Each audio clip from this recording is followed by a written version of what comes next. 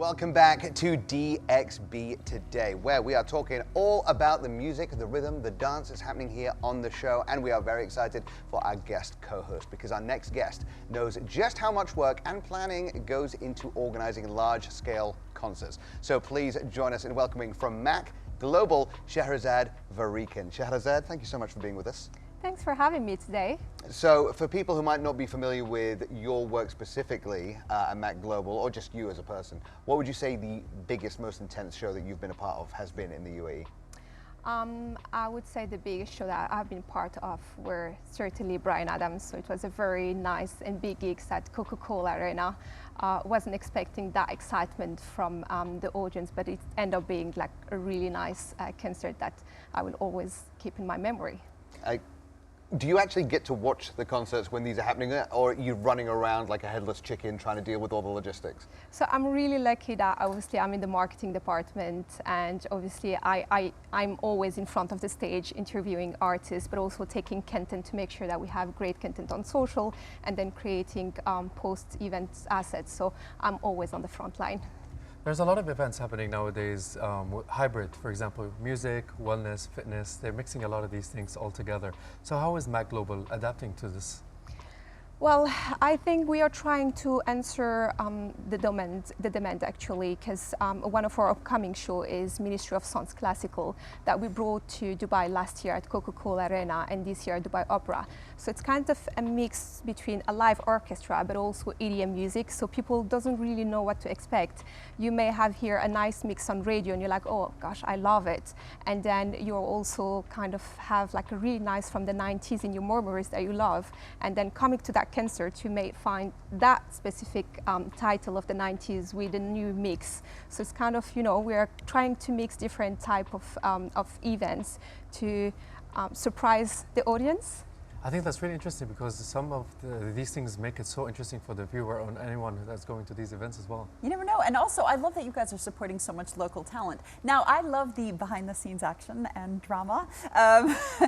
I want to talk about artist negotiations, because there was a time we were sitting on these couches and you had to convince an artist to come to Dubai. Now, artists are trying to come to Dubai. They're trying to convince you to take them on. So let's have that conversation. But also, what are some of the negotiations that go on behind the scenes?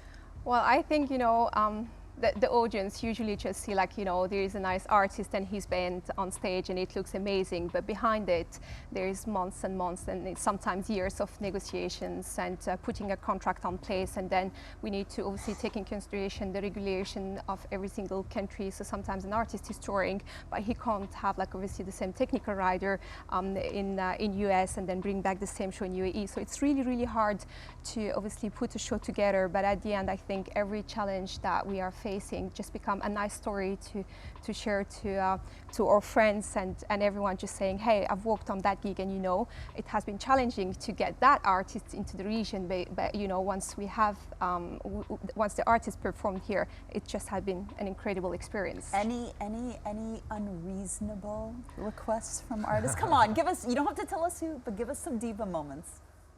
Well, there are some very big, nice ones. So usually what artist does, like if they have to come to the region, they're like, okay, but we want to tour in the GCC and not only UAE. So it's really hard because, you know, we're trying to block them for a specific venue in Dubai, whether it's Coca-Cola Arena or Dubai Opera. And then they're like, okay, but how about Qatar? How about Saudi? So they're trying to kind of maximize their revenue, you know, and like, you know, if I'm there, I need to go in 3 other countries and not just the UAE. So I'm not going to share more, but, you know, that's what we are facing most of the time. I grew up in Jordan, and in Jordan we never had big artists coming to do concerts.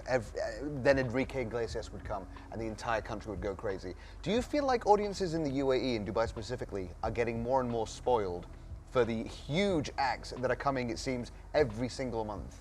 Yeah, I think that we are really lucky to be in Dubai because there are some very big headlines coming to the city. It's nice for the audience, but on our promoter side, it's really challenging because obviously there's a lot of competitions, and we always deal with the same artist, and obviously the artist is dealing with 5 promoters trying to get the best deal. So I think it's nice for obviously the audience, but challenging for promoters. Yeah. Is there like a strategy on picking when to get these artists throughout the year?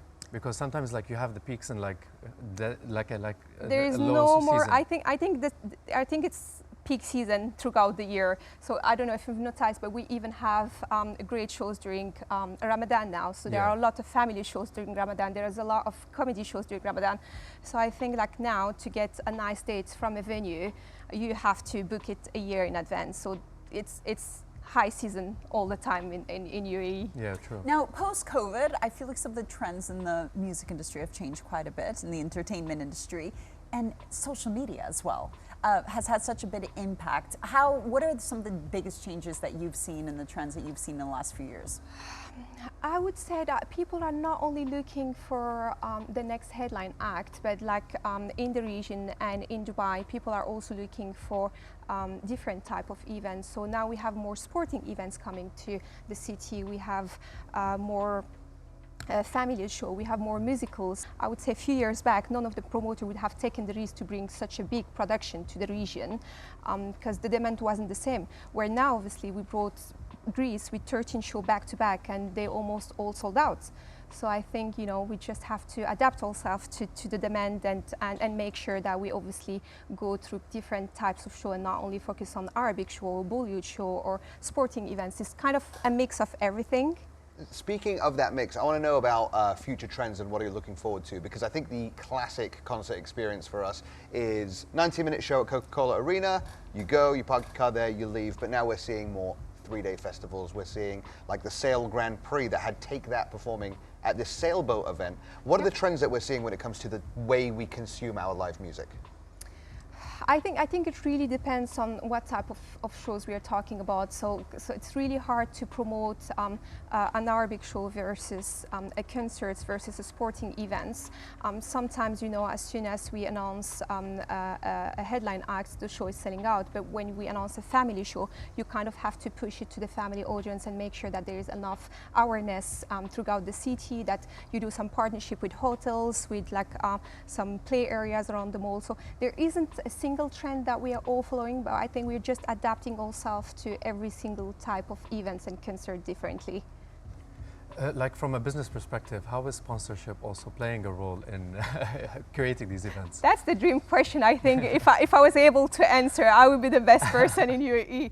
I think sponsorship is really challenging, but also really good because it allows us to bring all these big acts. Because obviously, being on a promoter side sometimes is not enough to just come and bring such a big artist. So we're really looking to get big sponsors to be able to kind of have an extensive calendar of shows.